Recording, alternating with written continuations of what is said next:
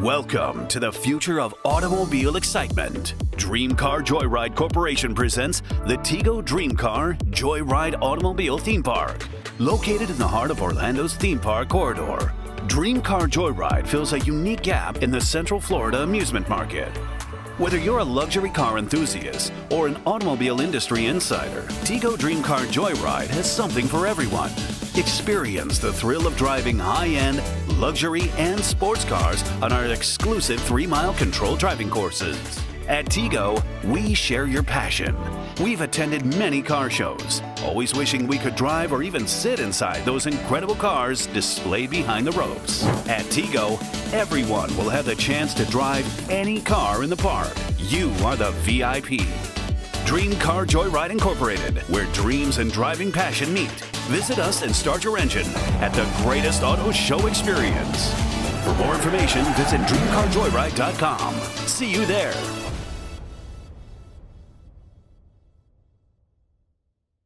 Welcome to another episode of the Hip Hop Uncensored podcast. I'm your brother Ugad from Hip Hop News Uncensored, and sitting across from me is my co-host. What up, y'all? It's your man Sam, and CEO of Viral Hip Hop News. You're in the building for a very special edition of the Hip Hop Uncensored podcast. We've got a special guest in the building. Actor Louis Martinez is hitting us on the podcast today. What's going on, family? How you feeling? Man, all is well, man. All is well. Let me just start off by saying that I like to think of myself as one of those that have been following you guys from very early, very early on in your infancy stages of the platform, and to watch you guys grow exponentially the way that y'all have, man. It's an honor to be on your stage. Thank y'all for having me. Appreciate you, bro. Thank you. Sure. So I see you got that Detroit hat. You from Detroit or you just a fan? Nah, man, don't let the hat fool you, man. I'm born and raised in the Bronx, man, all day, every day, But I definitely got love for the D. I got family out there, so that's what's up. Word. Talk about it. So Boogie Down, man. You grew up in the Bronx. What area? Yeah. Born and raised, man. What part? From the South Bronx. So I initially grew up in like the Banana Kelly section. And then when I was about 14, 15, that's when I moved over to the Boston Road section, about 174th, right up the block from Bronx River. Okay, cool. Yep. So a little bit, man, let's go back a little bit about your childhood.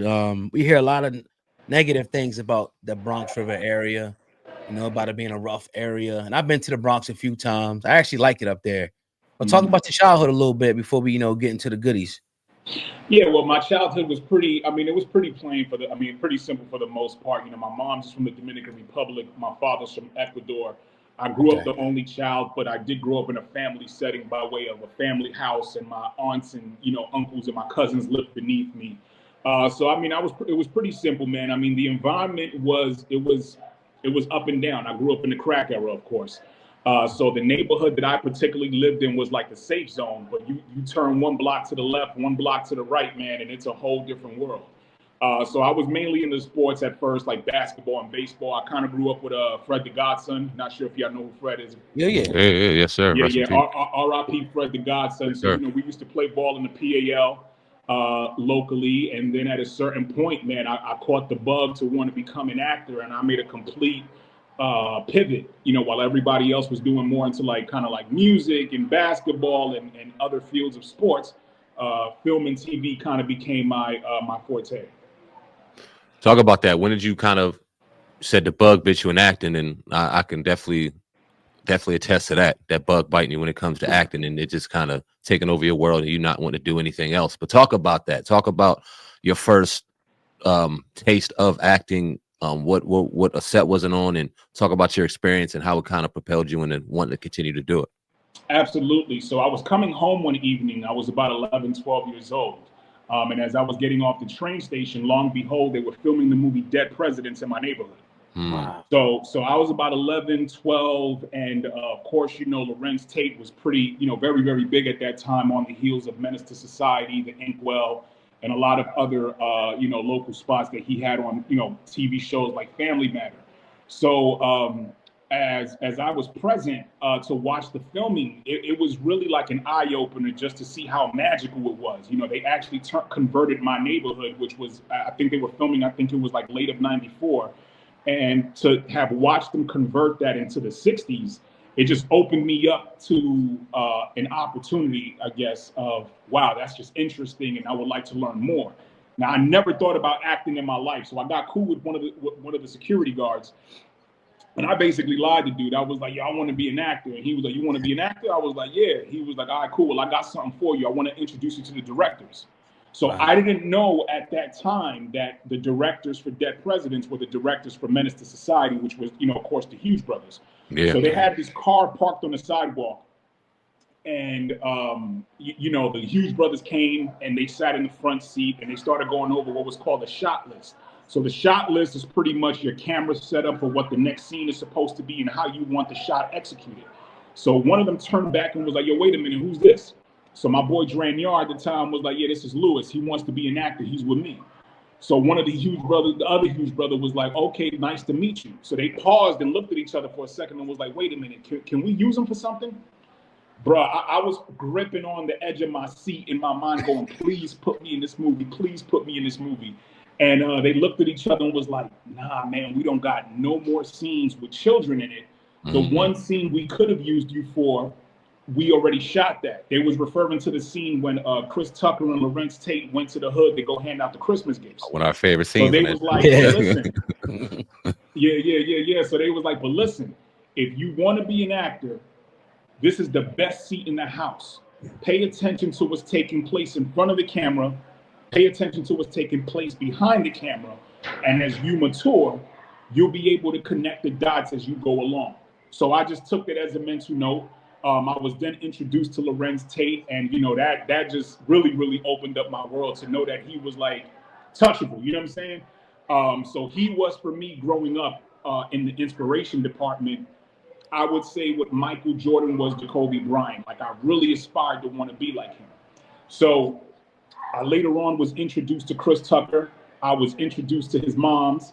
And then at that point, when I met his moms, I realized, I thought about my moms. And at this time, it was like maybe 2 hours in from when I'm normally home. So I was like, "Oh, damn, I was supposed to be home like 6:30. I'm 11, 12. So I ran home. I let my moms know where I was. She was upset. I was trying to convince her to let me go back. Eventually, I worked my magic. She was like, "Listen, go meet this Lorenz guy. You got 1 hour. And when you come back, you know what I'm saying, you good. You've been taken care of. Just handle your business." So I went back up the block, and this was a little bit of a negative experience that I had. One of the PAs that was responsible for knocking on Lorenz's trailer door, letting him know, "We're ready for you on set," they were completely gone. So I was like, "Damn, I missed my opportunity to talk to him." But she was still there with the residual crew. So I'm like, "Listen, is Lorenz coming back?" And she was like ignoring me, like didn't even say nothing. So I kind of waited a while, and I was like, "Yo, excuse me, is Lorenz coming back?" And she was like, "Why are you here? You're annoying. Why don't you just go home? Nobody wants you here. Just get out of my face. You're bothering me right now." And I'm like 11, 12 years old. I'm like, "Yo, what the heck?" Like, I'm a baby at this point. So I was stuck pretty much. And so then she pretty much came back and was like, "Why are you still standing here? Why don't you just get out of here?" So I was a little heartbroken by it. So I went home. I was kind of in tears, but it really was a blessing in disguise because, this industry looks one way on the surface, but behind closed doors, it's a completely different animal. So that was one of those things where I was able to convert lemon into lemonade. And it really gave me the mental fortitude and the callous, if you will, to be tough in an industry that's very rough behind closed doors, but looks very cartoonish on the surface, if that makes sense. Hell yeah. Wow. So taking that experience, when was your first time after that, like moving forward to your life, that you actually, I don't know if you went to school or whatnot, but when your first acting gig? Yeah, well, the first acting gig I would say was Law and Order. I was about 18 years old, but prior to that, what that propelled me to do was just be resourceful. So I had joined a repertory company called the City Kids Foundation, which was known for producing people like Malik Yoba, Lisa Nicole Carson, Donald Faison, and I became a part of that. Then I transferred over into a high school for the performing arts on 43rd and Broadway in the city. And then I graduated and went to Shaw University on a partial theater scholarship.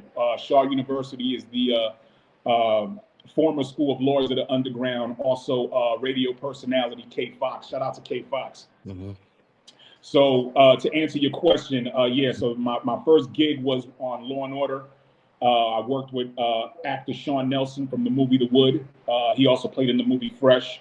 And then from that point on, it was just it was just a snowball effect, you know, from Law and Order to Orange is the New Black, Madam Secretary, Bull. I have a movie out right now with Keanu Reeves called Exposed that dropped a couple years back. So, you know, I've just been doing it.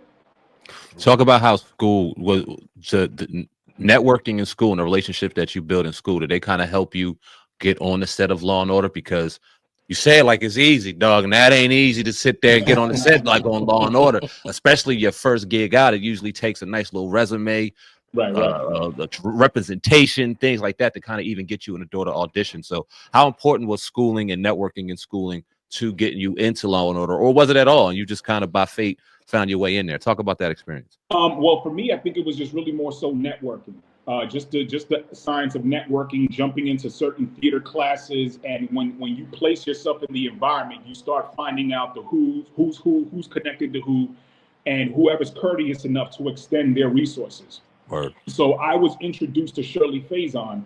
For those who don't know, that's Donald Faison's mom. So I was with an agency called Carson Adler. I've been rocking with her since I was about 17 years old.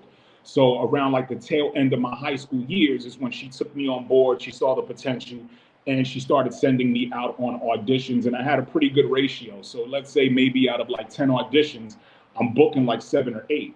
Nice. But then of course I took my pause because I had to go to school, and she and I have this motherly son type of relationship where she was, you know, get your education. This business is always going to be here.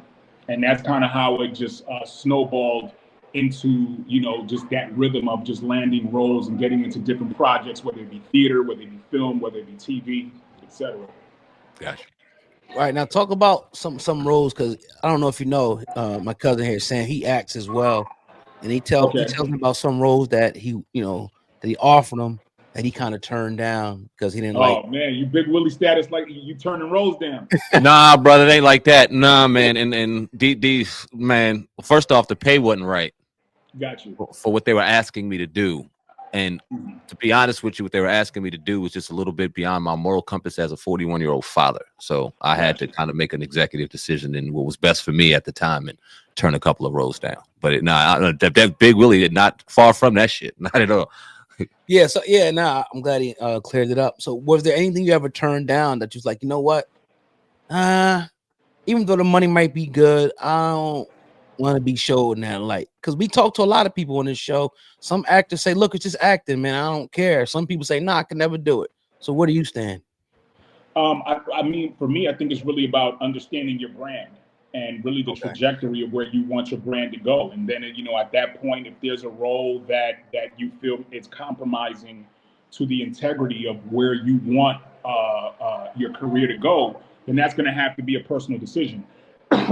Everybody's acting approach is slightly different. There are certain people that when they act in front of the camera, they just respond to the cues on paper.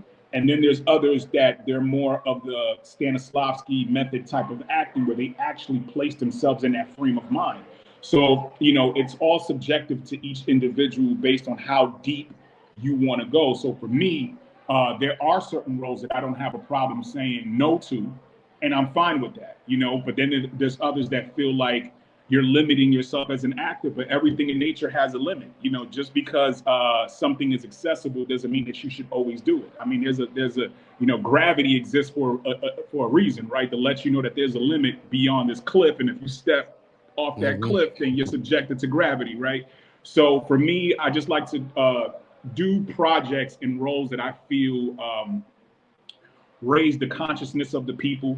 Allow myself to be a vessel to just deliver and tell the truth. And at the same time, allowing these roles to kind of be therapeutic. A lot of times I go through shit in life, you know what I'm saying? I got things going on. I'm a father as well. Yeah. And you know, sometimes life can get to us. You know, in this industry, there's more downs than there are ups. So whenever I do get an opportunity to really submerge myself in something, I'm going to do it. But if there's something that I feel is just not in my best interest or in the interest of my brand, then I just respectfully decline and keep it moving. And that was a great way to put it. Talk about in acting is a level of vulnerability that everybody has to kind of tap into that isn't typically comfortable in just a normal human experience. It's hard for us to kind of get outside of our shell and show a different side of ourselves, especially in the public eye. But I think that's one of the magic pieces of acting, to be able to kind of open that vulnerable side and show that. Right. But then it kind of has that fine line like you were talking about. And it doesn't have a fine line when you're an actor, but as a person that maybe doesn't necessarily understand it, talk about how, especially in our culture, you know what I mean, especially as men of color, how it's not easily accepted to be show a vulnerable side or have vulnerabilities and things like that. But in acting, it's all about expressing those vulnerabilities. So talk about, was that a challenge for you kind of getting into the art of acting, or was that something that you kind of embraced as you went along with it? No, man, you know, to be honest with you, I actually embraced that pretty early on. Yeah. I actually found it fun to show that vulnerability side, because I kind of felt like that's where the magic is. Word. You know, the beautiful thing about film and TV, that it's bigger than words. I mean, if you're an actor as well, so I'm pretty sure you know through coaches that you had that it's not about the words, it's about the intention. Right. So for me, I've always loved the ability to transcend energy from point A to point B. You know, there's a beauty in people being able to connect to an energy or a feeling that can open up table discussions, you know, that can really allow people to look within themselves and really challenge whatever they got going on in their life. So for me, being able to show that vulnerable side I felt like was an opportunity to not just serve those who are watching, but to also serve myself. Because a lot of times you might do a role that's so far removed from whatever you got going on in life, but the execution or the honesty in that role can sometimes bring healing to whatever personal stuff we got going on. So right. I've never been one of those actors that have trepidation when it comes to opening up. I do think that the production, the set, the team that you have around you, and the director does make a difference. You just don't want to open up your mind to anybody. Yep. But when you do have that safe environment where you know people are there to work and they're there to tell an honest story, I say go for it, man. Right. Now you talk about working with Keanu Reeves. Take us through that experience. And when you get around these different, you know, as they call A-list celebrities or actors, does it make you step your game up? Is there any nerves, anything? Talk about that. Yeah, absolutely, man. You know, so the movie that I did was called Exposed. It was myself, Keanu Reeves, Big Daddy Kane, and Ana de Almas. She's very huge internationally. So of course, when I'm on set, my mind is going into, damn, this is the dude that I used to watch on Bill and Ted Excellent Adventure. This is the Matrix, man. You understand what I'm saying? So for me, and I've learned this through the years of being around big names, you have to learn how to kind of like give people their personal space, because it's so easy to get caught up in the I would say just the Hollywood hype of celebrities, right? And so for me, I kind of get into that frame of mind of like, yo, listen, man, this is still semi-competition. And if I got an opportunity to go toe-to-toe with a big name, I'm going all out. You know what I'm saying?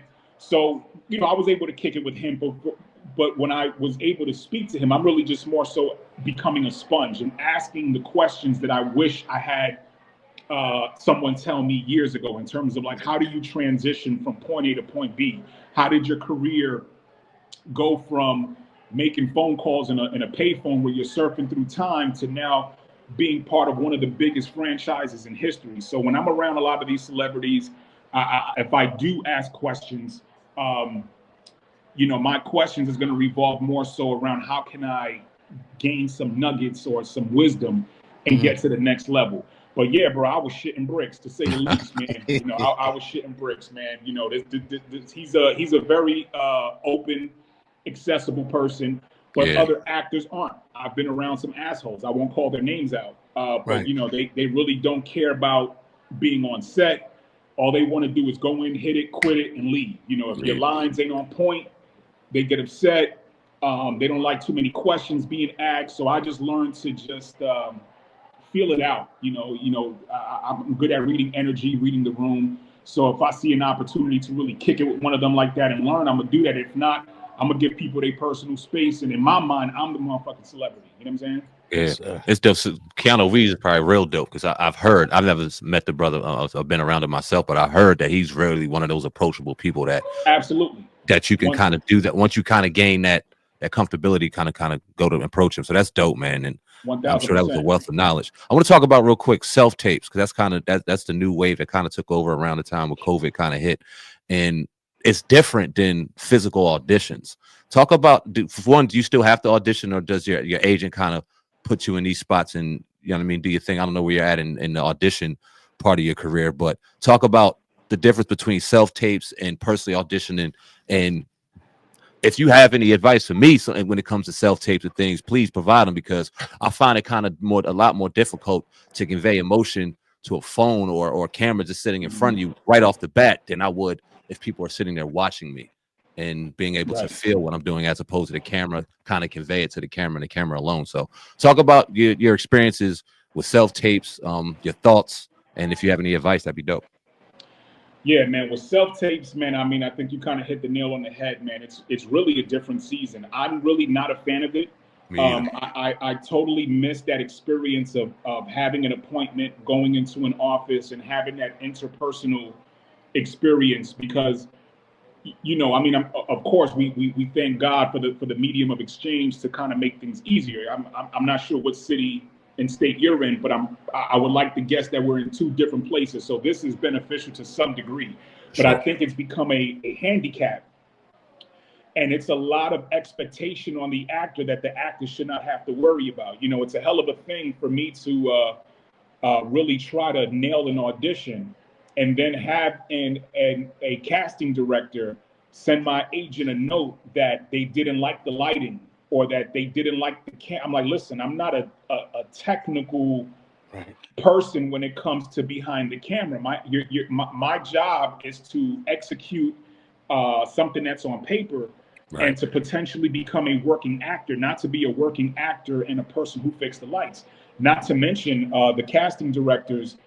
When they get hired for a job, that's part of their hiring process. When they get the cameras and the lighting, this is all part of their job description. So for the actors to now be, to expect that from an actor, I just feel like it's a little unfair. They're kind of getting over, right? Because people get paid to do that. We're not getting paid, so, but I would say the flip side, the benefit, because there's pros and cons and everything, is that it allows us to broaden our horizons when it comes to not being stationary. At a time, New York and LA, if you wanted to be an actor, it's either you're going to be in LA or in New York. Yeah. Now with the flexibility of self-taping, I can live in Michigan. I can live in New Orleans. I can live in Texas and not be confined to the I'm born and raised in New York, but I'm tired of the madness. I'm a little older now. I'm a dad. I'm a husband. So I want to kind of, go into those places where it's just a little bit more quiet. So the self-tape gives you that ability.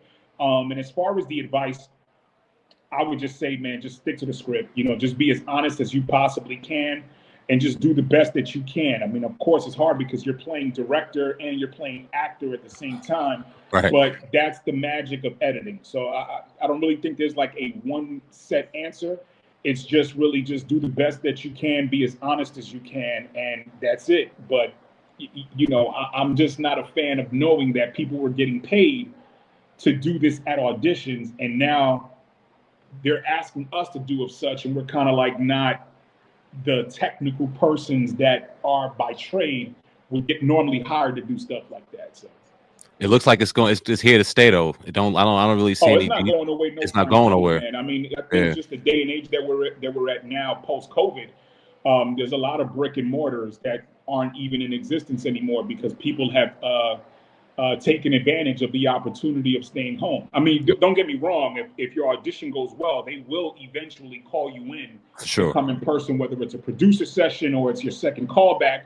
Right. But I just think that it takes away from that interpersonal connection of being able to leave an impression in the room.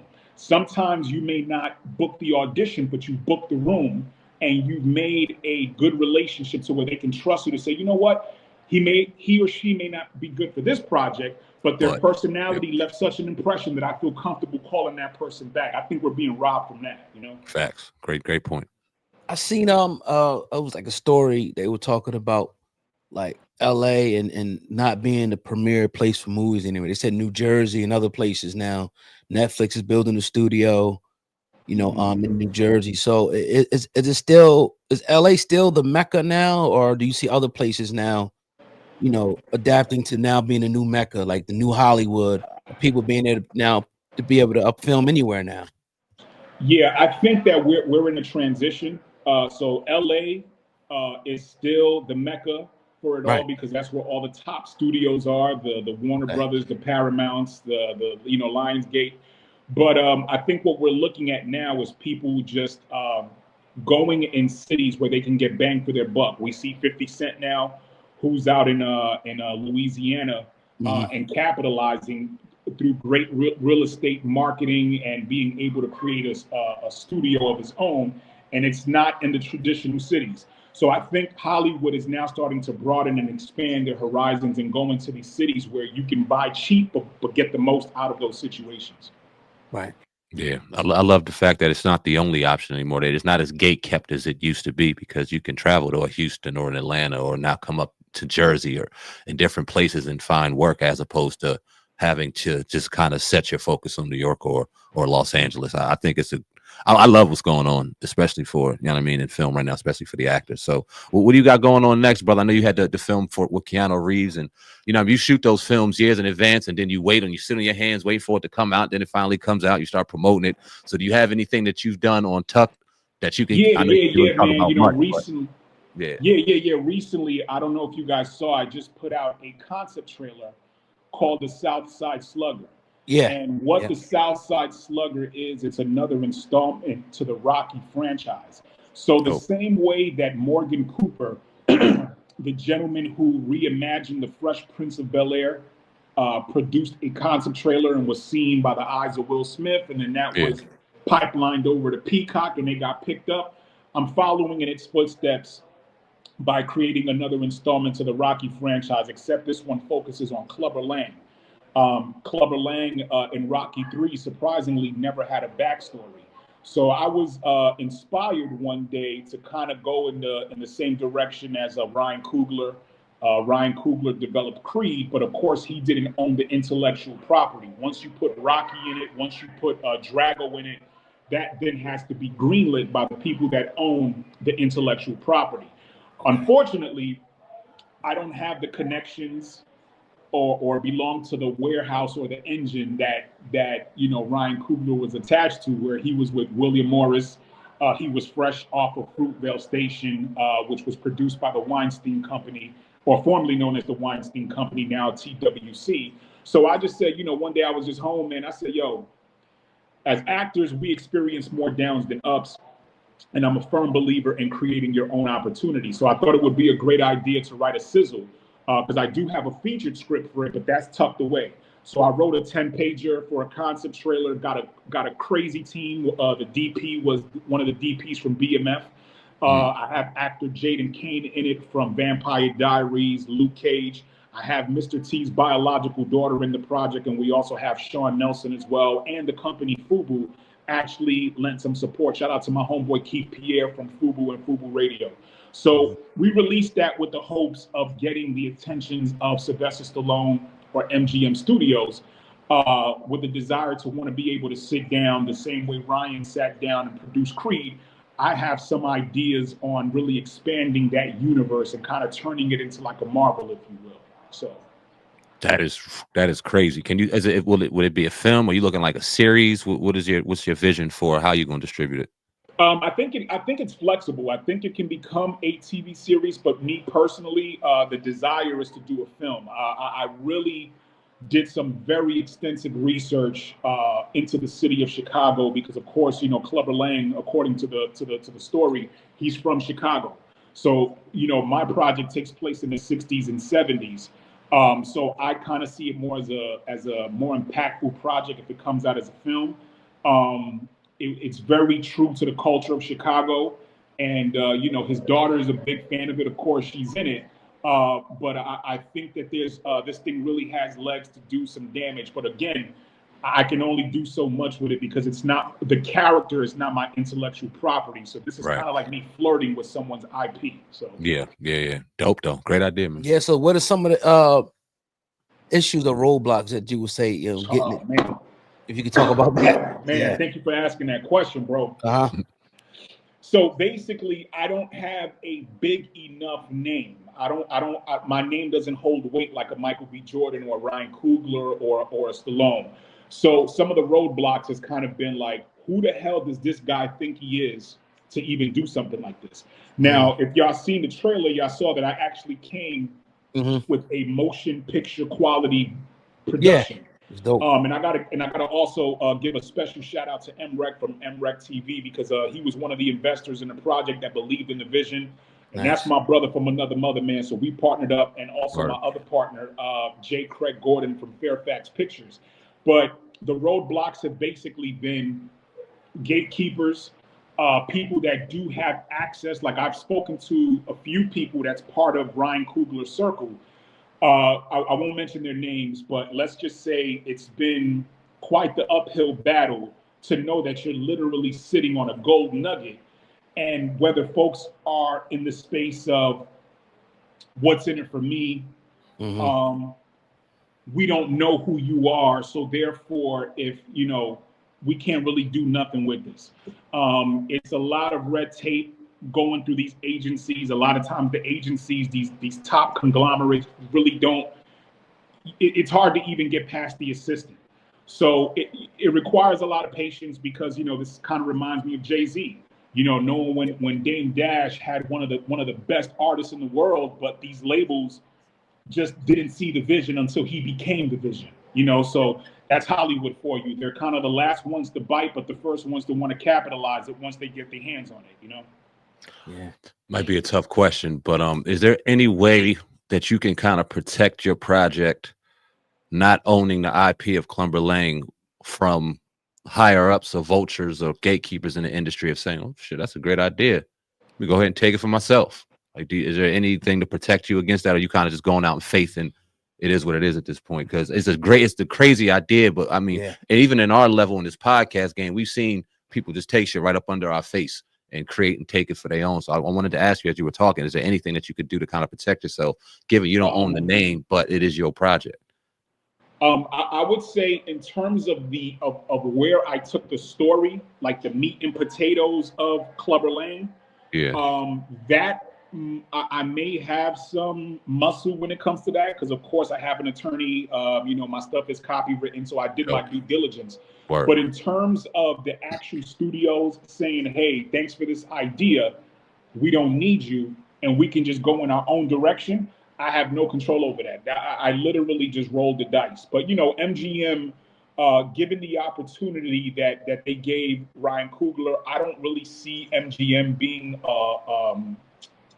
a wolf, if you will.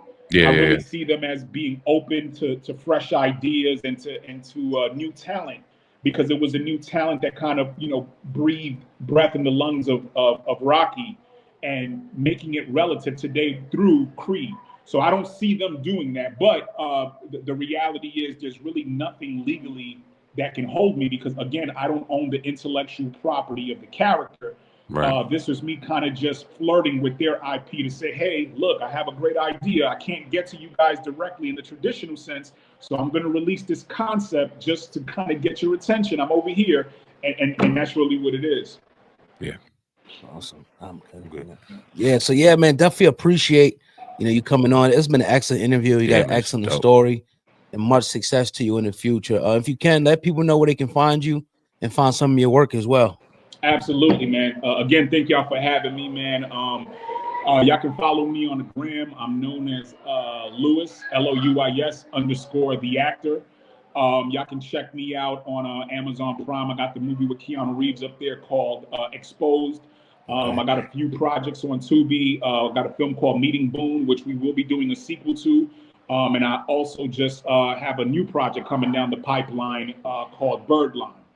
And lastly, I got an original piece that I'm going to be working on that I'm actually writing now. It's called Forward Forever.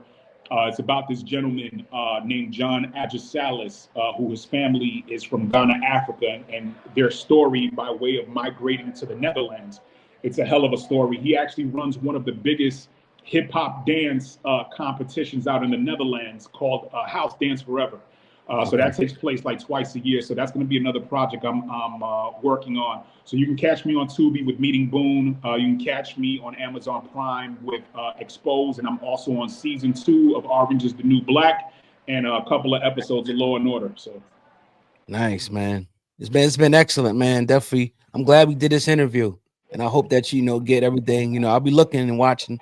I'm checking movie out. I'm Exposed. And I'm gonna be proud to to say you was on the show, man, and tell my family, look, I interviewed this guy. Yeah, for sure, man. Yeah. I appreciate that, man, and to all the listeners out there, man. Please show love on that YouTube and check out the concept trailer of the Southside Slugger. It's the loose story on Clubber Lang from Rocky 3. Yep. All right. Now I got a question real quick. Can we play that on the during the interview, or is it copywritten? The trailer. No, it's fair game, bro. Yeah, okay. Definitely play that.